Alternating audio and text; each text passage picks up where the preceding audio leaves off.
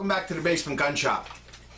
Since when I took you guys to the range today, I had this lovely piece of machinery out, and I was talking about that it was all solid steel and it was 16.5 pounds empty. I thought I would give you just a short little video on actually breaking this puppy down to clean it. It's not the easiest thing in the world to take apart. You need tools, believe it or not. You actually need a screwdriver. So give me a couple minutes to get ready. I'm going to pull the buttstock off so that, we can see, or the camera can see exactly what's going on. And then I'll reposition the camera and we'll get started. Alright, so we've got the stock and the foregrip stripped off so the wood's not in the way, and I generally take all the wood off when I clean this because I don't want cleaning solvents and stuff getting on those beautiful pieces of wood furniture on this gun. So the first thing to do is to push this button in right here and slide the bottom of the receiver off the frame. So let me grab something that I can use to push on it. There we go, without pinching a finger. We start sliding that back, and then it catches right here.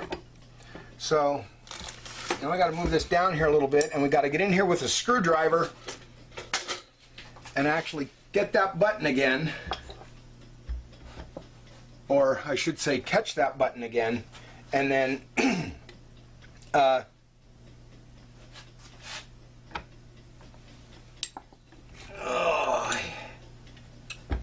yep, that's too big. Here we go.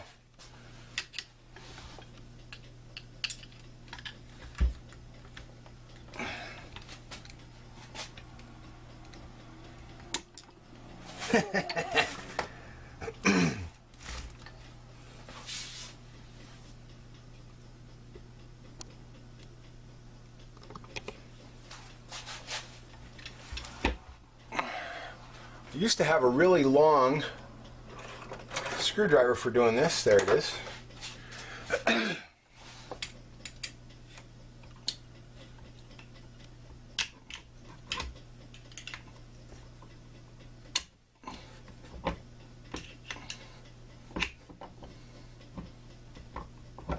There we go.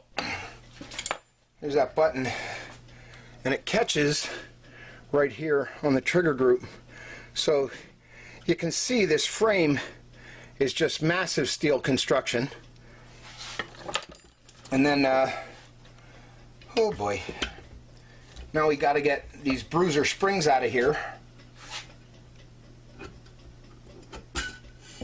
So there's your dual recoil springs and a firing pin pilot and spring, and then we'll just pull this to the rear, and there we go, that drops out, and then we can take the bolt out and you can easily see that that is just one massive chunk of steel, and that houses the firing pin right here, as well as the hammer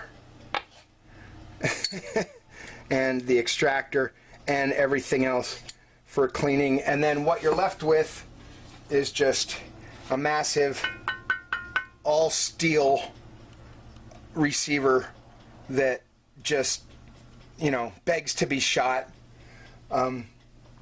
So that's the breakdown of the Thompson.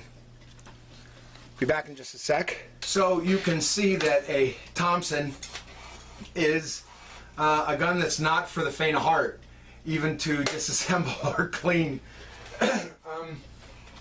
From what I've seen from the time I've owned it, there's really nothing that you can screw up by jamming that screwdriver in the wrong way, because there's only really one place for it to go, and that's underneath that button at the back end of the receiver here that locks the frame into place.